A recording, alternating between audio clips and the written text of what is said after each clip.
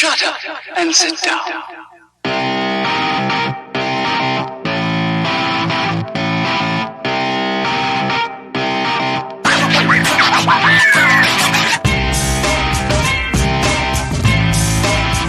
It's the Maryland Sports Blog Weekly Recap Show, hosted by Adam Gotkin.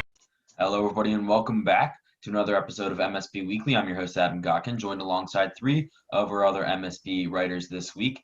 And we got a lot to talk about. Of course, football started this week. Big wins for both Washington football team and the Ravens. And then we're going to talk a little bit of Navy football, what happened last week in the bad loss against BYU, and then what they're going to look forward to for next week. And then just a tiny bit of Nationals and Orioles at the start. So to start things off, Brian, what the Orioles did this past week? So the Orioles started off having a great weekend, winning 3 out of 4 against the Yankees, and then they were a half game back, but they unfortunately just got swept by the Yankees. Had an all right series against the Mets. They're still in the playoff hunt, but it's going to be tough. They need to make a run this week. They went from being a half game back to, I think, 5.5 games back. It was not good for them. We'll talk briefly about the Nationals. I mean, they've been having a really rough year. There's no chance of repeat. I think they're already eliminated from the playoffs. If I'm not correct, is that they're close? But I don't think they're eliminated yet. Not eliminated. Okay. But it's close. It's highly unlikely that they'll make the playoffs at this point, though. Like I said, the Orioles need to make a run this week. Few bright spots. DJ Stewart stayed hot. He hit 6 home runs in his in the past, I would say, week. He started his hot streak on Friday or Saturday, and he's got a new career high. His original career high was 4 home runs, so he beat that in like a week. It was a week time period. Yeah, like I said, the Nationals have not had a good week either. Things aren't looking great baseball-wise, but as soon as things start slumping, we have really great news to talk about with the Ravens and the Washington football team. Of course, I do it. Yeah, like you said, the Nationals have just been awful. They lost 3 out of 4 this past week against the Braves. Before that, they did win 2 games against the Tampa Bay Rays, but that just got completely outshadowed, losing these games against the Braves. And the one game that they did win, it was a Michael A. Taylor walk-off. They really should not have won. They played awful. And the last game of the series today, Davey Martinez decided to put Max Scherzer back in the 6th inning, over 100 pitches, and he gave up 2 home runs and completely blew it. So nothing's looking good. As you said, they're not going to repeat this year. I think they're basically eliminated. I think they're 6.5 games back from the second spot in the NL East. They'd have to win the rest of their games and get lucky with the Marlins losing a lot, the Phillies and the Mets all losing a lot. They're not mathematically out, but mentally you could say they're gone. But baseball news this week for either team, not that great. But football, that was all pretty good. So I think we're going to start off today talking about the Ravens. And I think Sean Moore is also going to talk a little bit of Ravens football, along with you, Brian, and maybe also Brian Powell, who's going to talk about Navy later. I think we're all just going to talk about football this week. So I guess we're going to start off with the Ravens. So, big win today. What happened? The Ravens came out and started things off just the way they wanted to, forcing turnovers. Marlon Humphrey had an early interception. Calais Campbell came up big. Lamar Jackson, he was the MVP for a reason, and he was on fire. He went his full stat line was he went 20 for 25 passing, 275 with 3 touchdowns. For a large part of the game, he had a perfect QB rating, and he eased off the pedal a little bit late in the 4th. RG3 did see some action. J.K. Dobbins is one of the bigger stories for the Ravens. The rookie running back, 2nd-round pick. He had 2 touchdowns. The Ravens did share carries with Gus Edwards and Mark Ingram. Hill was out because of an injury, but Dobbins played really well. All 3 of them played well. The entire offense was a machine. Mark Andrews had 2 touchdowns. He had the first touchdown, one-handed grab in the back of the end zone. Um, Hollywood Brown had over 100 receiving yards. He led the team with receptions. Lamar Jackson spread it all over. Willie Snead had a good day. Miles Boykin had 3 catches.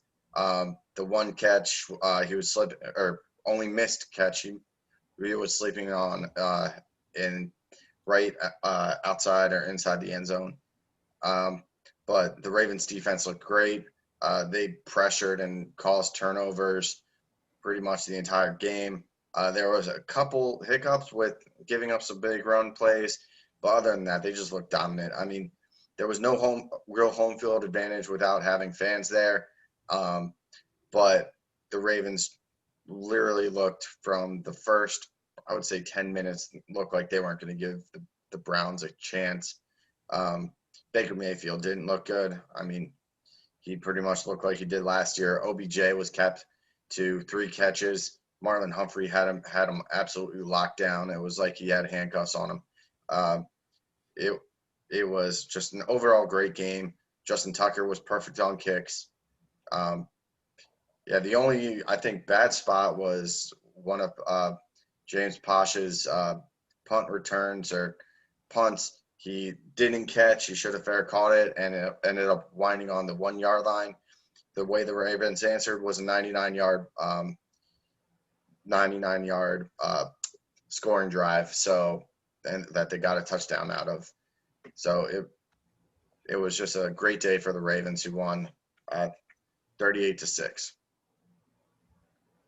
Yeah, no. Sean, you have anything to say about that game? Yeah, it was just awesome to watch. If you played any Ravens in fantasy whatsoever, they probably carried your team. The score was just totally dominant, and as we will discuss with the Washington team, that was an amazing game as well. Yeah, so unless you guys have anything else, I think that's all we have for the Ravens this past game. They play the Texans next week. That's I think 4:25 game. Both games next week are the second half of the afternoon, and that should be an interesting one. It'll be interesting to see how their defense goes up against Deshaun Watson, who had a pretty good first game against the Chiefs, even though they did lose. But I think that's all we have to talk about for the Ravens, unless anyone has anything else to say. All right, so I guess you could say the big surprise of the afternoon, Washington football team, with a big 27-17 win against the Philadelphia Eagles that was ended off with a 27-0 run for Washington. And starting off the game, things just didn't look good at all. They had pretty decent defense on the first 2 downs, and then they allowed the Eagles to get a couple 3rd and long conversions, which really hurt them in the first, I guess, quarter and a half.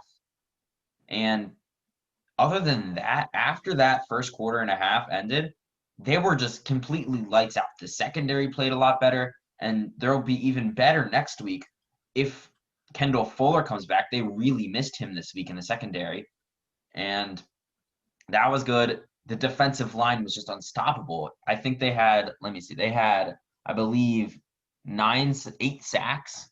8 sacks against the Eagles. And yes, they were missing a couple offensive linemen, but still, that's really good, especially against a guy like Carson Wentz, who does not go down easily. They could have had a lot more, but Wentz was able to get out of a couple. They had, I think, 2 strip sacks during the game, which was huge. Chase Young completely just lit things up. Red Zone had him as the rookie of the day, and he had an amazing game. Dwayne Haskins on the offensive side.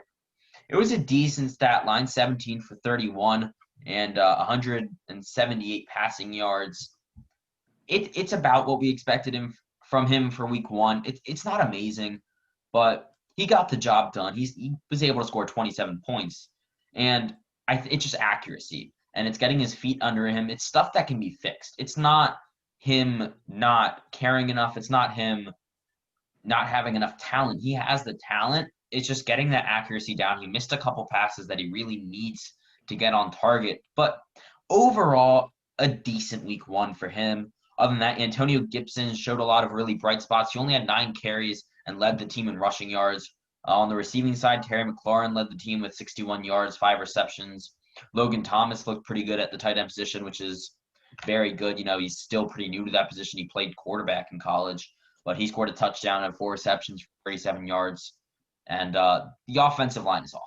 And I think we all knew that. And I said in the keys to the game over on the DC side of Maryland Sports Twitter page, the offensive line needs to show up. They didn't really show up, but it didn't matter at the end of the day. They were able to win 27-17. Probably should have been 30-20, but there were one missed field goal on each side. But that offensive line can be improved. I'd like to see Sadiq Charles, who was at LSU. He was their starting left tackle last year. He was probably the most talented tackle in the draft. He had some character issues, but he seems to be completely fine. Those don't seem to be that much of a problem. It was for stuff that really can't hurt you in the NFL, but it hurts in college. But I'd like to see him get in. He's been hurt. He wasn't really in that much of training camp, but he's definitely got a lot more talent than Christian. If he can get in, I think the offensive line will be just fine. But yeah, it was overall a very exciting game. I was smiling the entire second half. I just couldn't stop smiling. I was so happy. I wasn't expecting this. I was telling people we had a chance to win. Everyone was saying I was crazy. And overall, it was a good day. And tomorrow's going to be a victory Monday. And I bet even then the Junkies are just going to be negative, as they always are, on 106.7. And definitely. And Ryan Kerrigan took over the top spot for the club's top leader in sacks today. Yep, I think he's at 93 after today. He started at 91, I'm pretty sure. That was big. And I think the biggest thing about the game didn't even happen during the game. During halftime, of course, Ron Rivera is having his problems right now, dealing with cancer, and he's still coaching, which is just insane. But during halftime, he was unable to give any speech. He was getting an IV. So Dwayne Haskins stepped up in the locker room, talked to the team, was able to motivate them, and they just went lights out in the second half. And I think leadership is just half of the thing as quarterback, Yes, obviously your talent matters, and it matters a lot. But the fact that he can go up, talk to the team during halftime, and really motivate them to have a good second half, I think just really shows a lot about him. And I think the talent will come along. The leadership isn't a problem at all. And I'm really excited for these coming years for Washington football team. I think they've got, I'm pretty sure, there's 15 games left on the schedule. I'd say 12 of them are winnable games. I think they go 8-8 the rest of the season. Next week's against Arizona. They upset the 49ers today. That'll be really interesting to see how the defensive line goes up against Kyler Murray. It's a speedy D line. The edges are fast with Sweat and, I guess, Young. He was able to get past Bosa today. But I think that'll be a really interesting game, and I'm really excited for that one. Unfortunately, it's at the same time as the Ravens game, so we won't be able to watch both. But anyways, I'll be watching that one really closely, and I think that'll show a lot about the team. After that, they have the Browns, another decently easy win, and then we have a game that I think we're all really excited for here, Ravens-Redskins week 4. Sorry, Ravens-Washington football team week 4. So any of you guys have anything else to say about professional football this past week? We could go through and recap some of the highlights that have happened so far, if you guys want. I see. Yeah. So, really, I Brady think didn't look good. Yeah, Brady did not look that great. Final score of that game ended up being 34-23. Drew Brees is just amazing. Sanders is the perfect complement to Michael Thomas. But Brady threw 2 interceptions, and I think that game. Unfortunately for my fantasy team, I did not have Thomas have a big game. But yeah, some other highlights. Cam Newton looked good for the Patriots.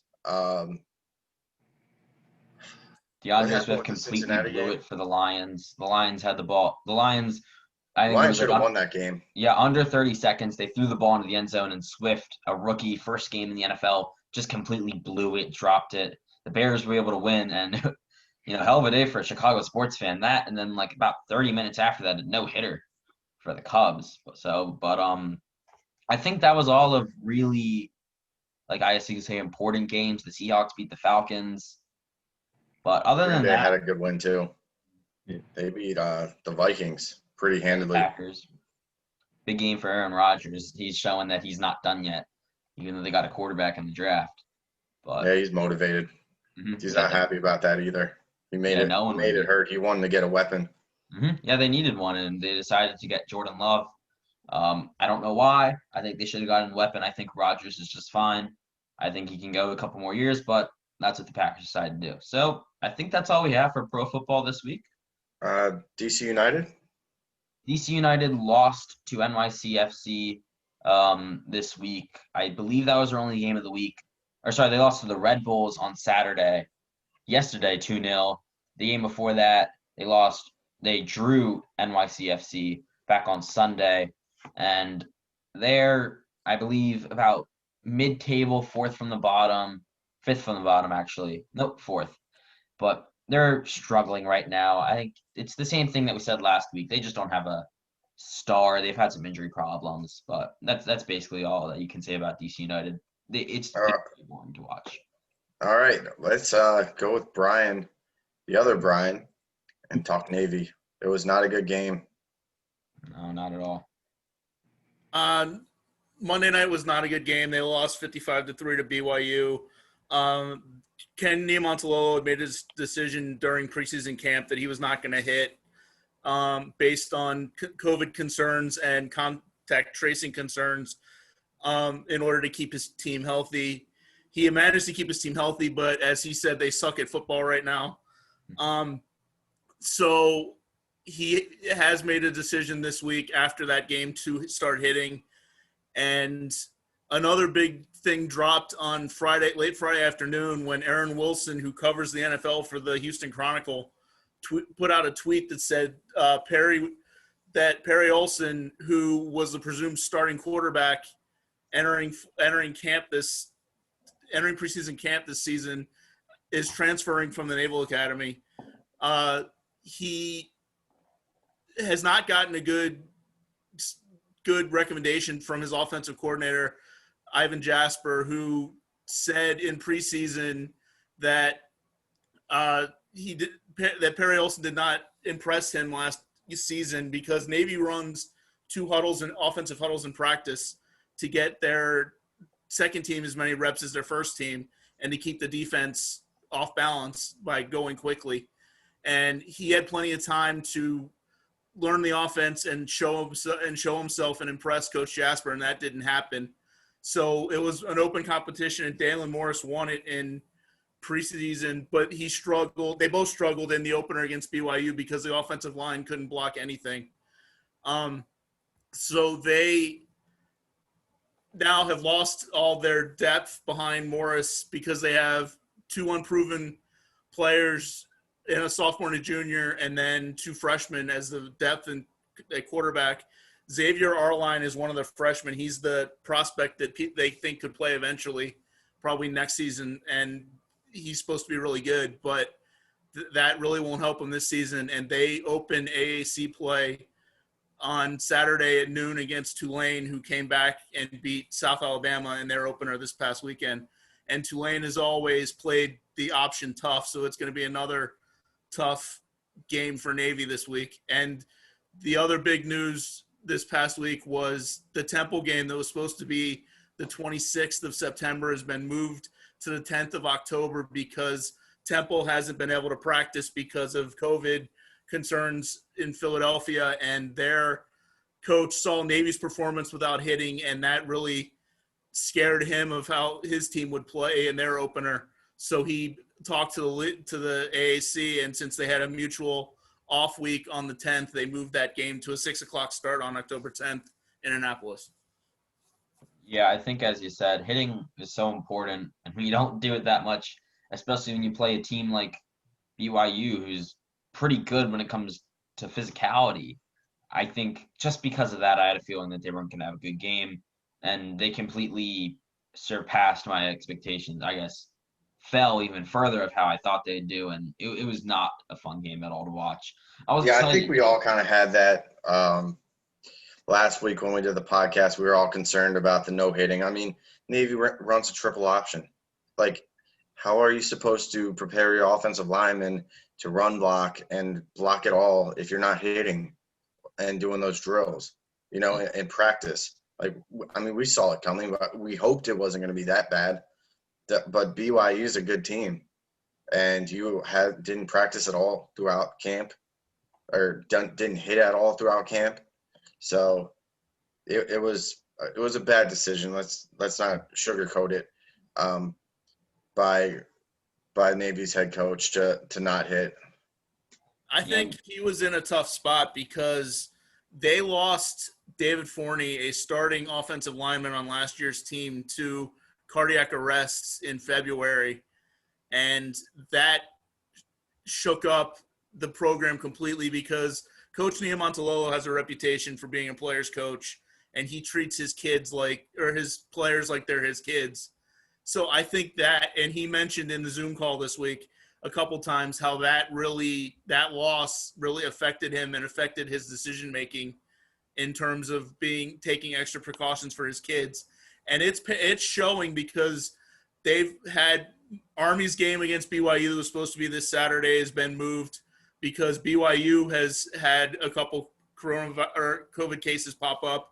Houston was supposed to play Memphis this week. That game's been moved. And now Houston's playing Baylor because Memphis had a COVID spike because their players went out and partied. So they've had a COVID spike. So there's a lot of – this is going to keep happening. So if you're a college football fan, you need to pay attention to make sure that the games you're planning on watching on Saturday are actually happening because a lot of these games are being moved to various points. And it also looks like the Big Ten may get back in starting October 17th if the vote goes among the presidents this week the way that the insiders think it's going to. Yeah, from what I've heard, Michigan sounds like they're the one team who's holding it back, who doesn't want to play. I don't know why, but that's Michigan apparently from what I've heard, from what I've seen. But hopefully the Big Ten can come back. I'm excited to see what Maryland can do this year. And, it was nice to watch college football this Saturday. There were a couple big games, Wake Forest and Clemson. Trevor Lawrence bounced back from his completely awful national championship last year and had a very good game. Duke Notre Dame was the other big game. That was a fun one to watch. And it's weird to see fans in the stadium some places, fans not in the stadium in others. But overall, I think we're all just happy, no matter what it is, that football's back. We are. It's funny you mentioned Trevor Lawrence because everyone was saying that the Jacksonville Jaguars were going to tank this year to get them, and they had a pretty big win against Indianapolis professional football team. And Phillip Rivers did not look good. I mean, he looked kind of like Tom Brady did, just getting up there in age. And, I mean, Phillip Rivers has never really been mobile at all, but just not a good game. I think the big thing about that is they've been in their situations, they've been in their systems for so long. And when you completely switch it up, especially with Brady, where you had Belichick, who wouldn't just let you go by easily. I was hearing people say that Belichick was giving Cam Newton more praise just today than he ever gave Bill Belichick in his whole career, or than he ever gave Tom Brady in his whole career. And I think, and Bruce Arians is not like that at all. There's kind of a lack of accountability, you could say maybe. Arians is a great coach, but he's not Bill Belichick. He's not anywhere close to Bill Belichick. No one's anywhere close to Belichick. As much as Ravens fans absolutely hate him, he's one of the best coaches of all time, completely undeniably. And to speak a little bit more about Tom Brady, I know we're off subject. We like to only talk about our Maryland sports, but we got football today, so we got to talk some football. Yeah, Tom Brady goes in. He has more practice time than anybody else because, everyone knows he was pulling his team together in Florida because they were a lot more lax with the coronavirus lockdowns than other places. So he had pretty much his whole offense and his whole playbook to study well before any training camps were open. And he was out at fields passing the ball around. And he's going from having no weapons to having tons of weapons. Mike Evans. An influx of weapons Jones this year. Morris, no one's talking about O.J. Howard, but he's a top tight end in the league. He has potential to be one elite. They have weapons galore, and everyone's hyping up Tom Brady and how they're going to do, and they just did not look good. I mean, Tom Brady's going from a situation in which he had zero weapons and played just as well with the Patriots without weapons than he did today. I mean, like you said, Bruce Arians and Brian Leftwich are good coaches, but it maybe everyone was right, or maybe it's just age with Tom Brady. Either it's a system or it's age, because he's in a much better situation now with weapon-wise, and he did not play well. I mean, he threw a pick six, I think 2 interceptions, a pick six. He had some late stat helpers, but the game was already out of hand. by that time. But that's all I'm going to talk about that. Yeah, and I think that's all we have to talk about this week. There's one more thing I want to mention. I'm pretty sure the Packers-Vikings game ended at 43-34. It was either that or 30 or 44-33. Whatever it was the first time in NFL history that a game has ended with that score. So if there's any NFL news this week that, kind of unheard of, that's interesting, I guess that's it. But I think that's all we have to talk about this week, unless anyone has anything else to mention before we go. Silent on Caps news. Nothing yet there. Yeah, nothing there. Nothing's really broken. John Wall had a bit of an incident come out. There was some video coming out of him flashing the dumb signs and stuff. And John Wall's a great guy. I think he was just being stupid and messing around. But that's if any Wizards news, that's it. He said the Caps, there's no news with the coaching. We're hoping something will come soon, but they're still in the preliminary stages, and I don't think they're going to rush it. So I think that's all we have. If you want to talk about hockey real quick, Sure. Well, the Dallas Stars and Vegas Knights, that series has been really good. Tampa Bay's been taking care of the Islanders. I know the Barry Trotz, everyone's been talking about with the Caps. I mean, don't get me wrong. We wish Barry Trotz was with the Caps still. But people are making jokes online about that. Barry Trotz is still a great coach, and the Caps would still be better if he was their head coach right now. So don't get me started on that. But yeah, Islanders aren't in a good spot right now. It looks like it's going to be Tampa Bay versus the Stars, if I was to guess, for the Stanley Cup Finals. Mm-hmm. But I mean, yeah, the NBA playoffs have also been really entertaining too. I think the Nuggets won today. I think against the Clippers, the Heat and the Celtics are in these finals. The Lakers made it to the West Finals. Those have been a lot of fun to watch. But I'm pretty sure that's all we have, unless someone else has one more thing to say. Everyone's nodding their heads no, I think. Real quick. Oh, Sean's got something. Adrian Peterson went off in that game today. Mm-hmm. He had the second most rushing yards on that team. So he was probably running a little angry since he got traded there. What do you have, like 93 yards? Or he wasn't traded. He just signed for. He just got cut. He was cut by a Washington football team earlier this week or last week. Last week. Yeah, he had 93 yards, and yeah, he had a good game for the Lions. But the Washington running backs weren't too bad. McKissick wasn't awful. Peyton Barber had 2 touchdowns. Gibson showed a lot of flashes. I think the only thing with Gibson is that he really just hasn't played a lot, so it'll take a couple weeks to get him in there and get his stamina up, to playing every single game. And it'll come. I think he'll be the first and second down back at some point in the season. We just have to wait for him to get that stamina up. But he had a couple explosive runs, and he had a pretty good game. Steven Sims also had a good game for Washington football. But unless anyone has anything else to say, I think this is my 4th time saying this, and each time we've forgotten something. So is that all this time? I think so. It's like we need to have like in addition. Mm-hmm. I will end this on the Orioles' schedule is really tough to end, but if they can find a way to squeeze in the playoffs, I think everyone will be happy. Other than that, everyone have a great week. Yeah, thank you all so much for joining us. It was a great time tonight talking a lot of football. We'll be back next week, hopefully, with just as much good news. Thank you all for joining us. We'll be back next week.